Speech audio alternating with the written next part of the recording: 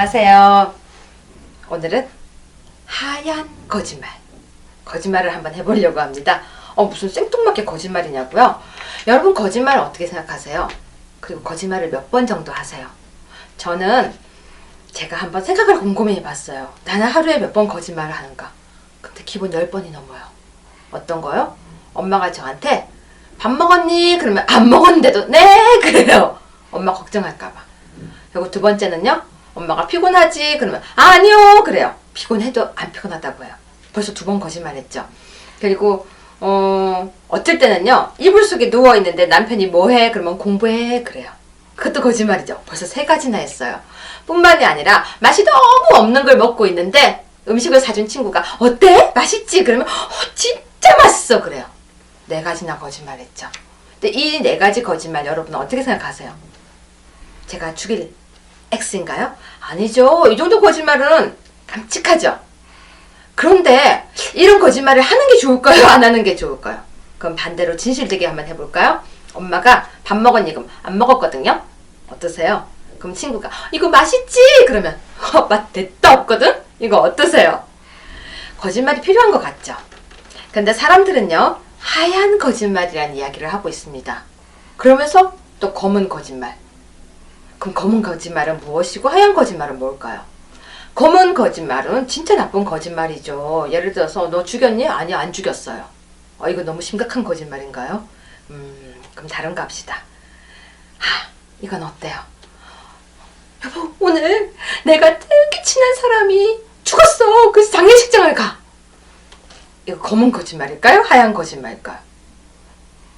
와이프가 화를 낼 것 같으니까 와이프가 화내지 않게 위해서 그 마음을 다스려주게 했으니까 나는 하얀 거짓말이라고 지금 생각하시는 분도 계실 거고요. 어디서 거짓말을 해? 검은 거짓말이야 하는 분도 계실 거예요. 우리는 하얀 거짓말을 무엇이라고 얘기하냐면요. 상대가 듣고 싶은 말을 해주는 게 하얀 거짓말이라는 표현을 쓰고 있습니다. 그런데요. 정말 그게 하얀 거짓말일까요? 이렇게 진짜 못생긴 사람한테요. 너무 이쁘세요. 놀리는 걸까요? 하얀 거짓말일까요? 대머리 아저씨를 보고 숱이 진짜 많아요. 그럼 이거 놀리는 걸까요? 하얀 거짓말일까요? 그럼 여러분이 듣고 싶은 하얀 거짓말은 뭐가 있으세요? 이런 건 어떠세요? 어머 되게 젊어 보이세요. 전 그 말 싫어해요. 어려 보인다고 해야 좋아요. 무슨 말이냐면요. 우린 누구나 이쁘다. 어려 보인다. 그리고 어머 살 빠져 보인다. 또 여러분 착하다는 말은 듣고 싶으세요? 그건 좀 아니죠. 사람들이 옛날에는 어머 너 되게 착해 보여 하면 좋은 말 같았는데 요즘은 착해 보여 하면 할 칭찬이 없을 때 하는 말이래요. 그럼 어떤 칭찬을 좋아하느냐라고 물었더니요.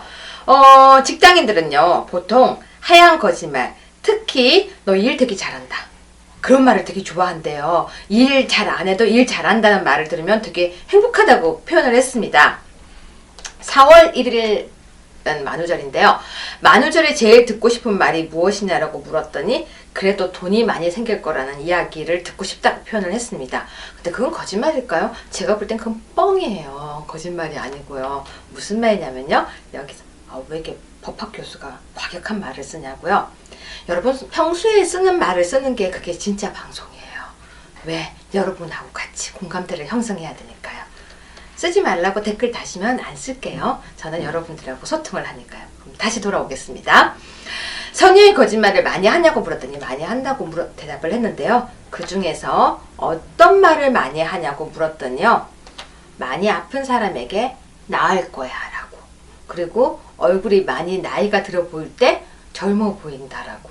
그리고 오랜만에 만났는데 너무 안 좋아 보여도 안 좋아 보인다는 말을 절대 하지 않는 거짓말을 많이 한다라고 합니다. 버나드 쇼의 희극 피그말리온이라는 데에서는요. 보통 피그말리온 효과라고 하는 게 있는데요.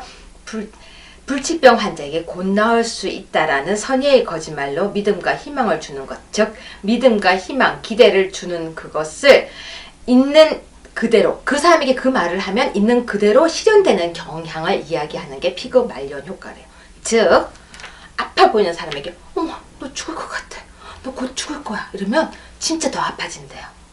근데 아픈 사람에게 어머, 요즘 얼굴이 왜 이렇게 좋으세요? 어머, 좋아졌어요. 이러면 피그말리온 효과.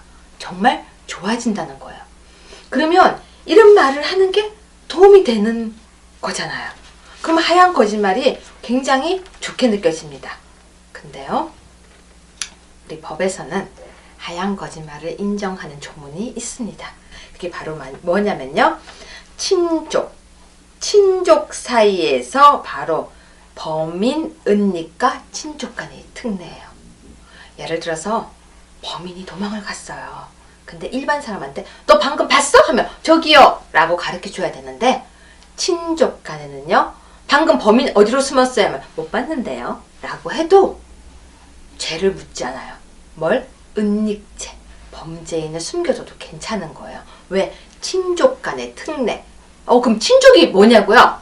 친족은요, 민법에서 배우자, 혈족 및 인척을 친족으로 하는데요. 우리는 보통 8촌 이내의 혈족, 4촌 이내의 인척, 즉 피가 연결되면 8촌까지, 결혼으로 하면 4촌까지, 그리고 배우자 이렇게를 친족으로 봐요. 그러면 배우자, 그리고 내 가족, 그리고 결혼을 했을 때 뭐 처제 이렇게까지, 처제까지가 아니죠. 결혼을 하면은 처제가 낳은 아이까지네요. 그까지 범죄를 저질러도 숨겨줄 수가 있는 거예요. 법적으로도 하얀 거짓말을 인정해 주는 거예요. 왜? 가족은 보호하라는 것이죠. 자, 제가 지금 하고 싶은 얘기가 이겁니다. 이게 과연 옳을까요?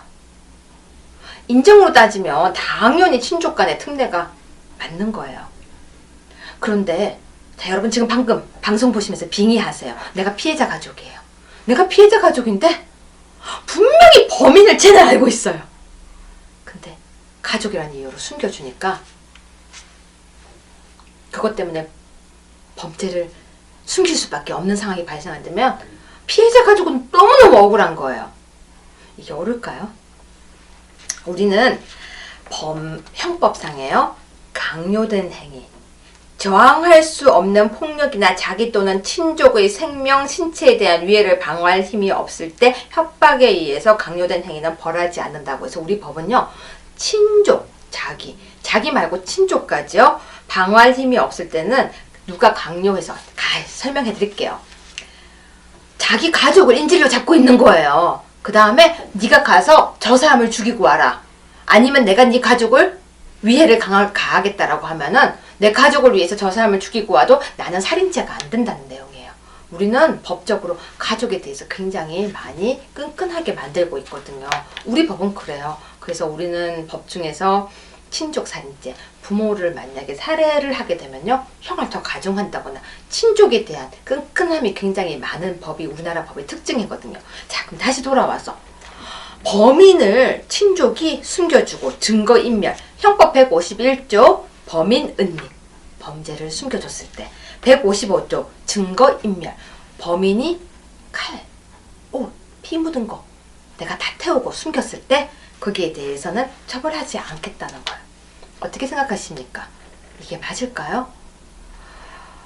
저보고요, 투덜이 불만 많다고 생각하시면 안 돼요. 이거는 같이 고민을 해보는 거예요. 친족 간에 이런 거짓말을 허용하는 것은 옳을까? 아니면 정말 반대일까? 어떻게 생각하십니까? 저는 범위가 너무 넓다라고 생각해요. 8촌 간의 혈족까지. 너무 그 범위가 넓어서 우리 테두리가 너무 크니까 범죄를 숨겨줄 수 있는 사람들이 너무 많아지고 있는 것이 아닐까. 그렇다면 어떻게 보면은 범인이 혈족 간에 단합을 하게 되면요, 범인을 잡을 수 없는 문제도 생깁니다. 하얀 거짓말이라는 것이요. 그러면 이건 어떠세요? 아픈 사람에게 병을 얘기 안 해주는 게 옳을까요? 근데 그것도 저는 본인이 선택해야 될 문제라고 생각해요. 나는 죽음을 준비하는 시간이 필요해 하는 사람이 있잖아요. 그 사람은 죽는 날까지 본인이 죽는다는 걸 모르고 죽는다면 어쩌면 준비할 시간이 없어서 안타깝게 눈을 감을 수도 있거든요. 근데 나는 정말 알고 싶지 않아, 난 내가 병이어도 안 알고 싶어, 이런 사람이 있다면 그 사람에게는 숨겨주는 게 맞거든요. 근데 그 판단을 가족이 하는 게 맞을까요? 너무 복잡하죠. 우리 법이란 것이요, 쉽지가 않습니다. 법이라는 것은 굉장히 생각할 것도 많고, 그래서 독일에서는요 항상 법을 배우기 전에 먼저 철학을 배웁니다. 철학을 먼저 공부하고 철학과 인간, 사람을 먼저 공부한 뒤에 법을 공부합니다. 왜?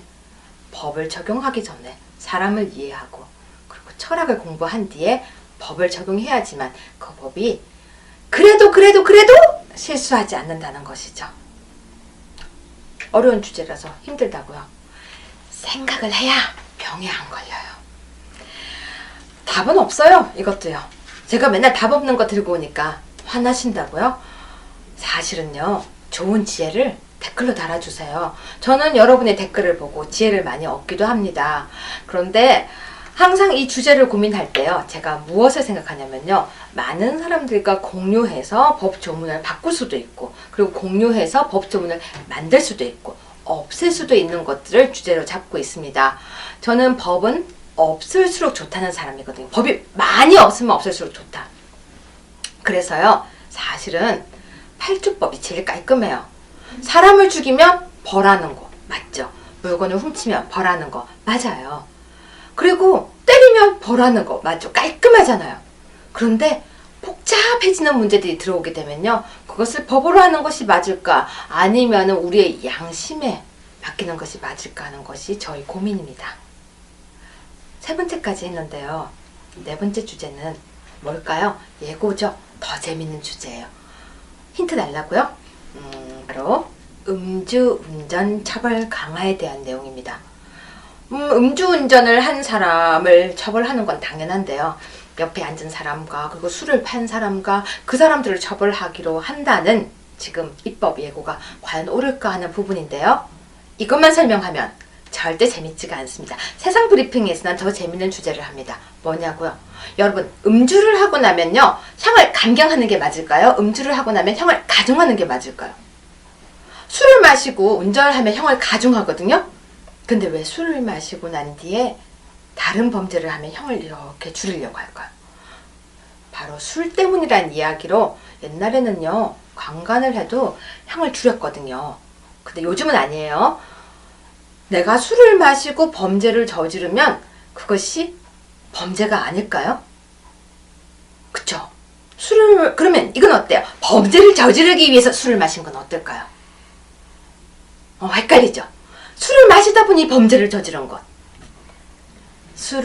범죄를 저지르기 위해 술을 마신 것, 구분할 수 있을까요? 다음 주 제가 준비한 것은요, 바로 술이에요. 술 때문에.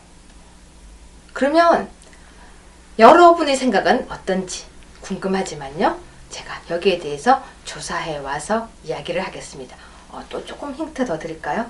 그 다음 예고는요, 바로 모욕죄예요. 기다려주세요. 재밌었다고 많이 응원해 주시면요, 더 재미있는 주제 많이 가지고 오겠습니다. 아직까지 지금 2번째 주밖에 되지 않아서요, 많이 미흡하지만 많이 보고 많이 응원해 주시고 격려해 주시고, 그리고 잘못한 부분은 이렇게 고쳤으면 좋겠다고 또 이야기해 주세요. 주제 준비하느라고 지난주에도 계속 고민했습니다. 재밌는 주제 더 많이 준비해서 오겠습니다. 감사합니다.